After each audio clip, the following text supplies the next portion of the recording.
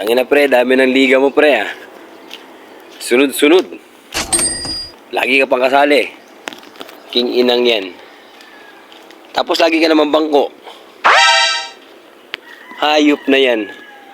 Grabe yung coach nyo. Hindi ka malang ipasok kahit isang segundo. No? Pero okay lang, at least lagi kang kasali. Yun ang maganda ron, pre. Huwag kang bibitiw. Hayaan mo lang yung coach mo. Okay lang, mag-uniform ka. Pag may liga, pag may laban kayo, mag-uniform ka lang. Okay lang naman yun eh. Kupal mo kasi. At least active ka, di ba? Training ka. Sige, training ka lang. Importante, active ka. Ayun yun. Tangina mo.